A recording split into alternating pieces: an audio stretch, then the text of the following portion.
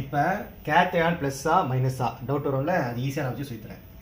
Cation இதை நீங்கள் டீயை ப்ளஸ் மாதிரி போடுங்க.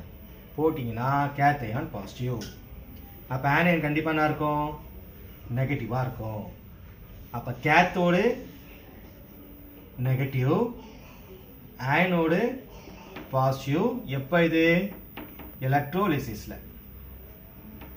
எலக்ட்ரோலிசிஸ் அர்த்தம் ஒரே பீக்கரில் ரெண்டுமே யூஸ் பண்ணுவோம், ஆனோடும் கேத்தோடும்.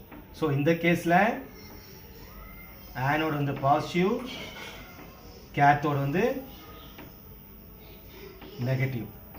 அதே கேத்தோடு பாசிட்டிவாக இருக்கும், ஆனோடு நெகட்டிவ். எப்போ பார்த்தீங்கன்னா எலக்ட்ரோ கெமிக்கல் செல்லில். ஸோ அப்போ நீங்கள் தனித்தனி பீக்கர் யூஸ் பண்ணுவீங்க. ஸோ இங்கே கேத்தோடு வைப்பீங்க, இங்கே ஆனோடு வைப்பீங்க. இப்போ கேத்தோடு வந்து பாசிட்டிவ், ஆனோடு நெகட்டிவ், ரெண்டுக்கும் நடுவில் ஒரு சால்ட் பிரிட்ஜ் யூஸ் பண்ணுவீங்க.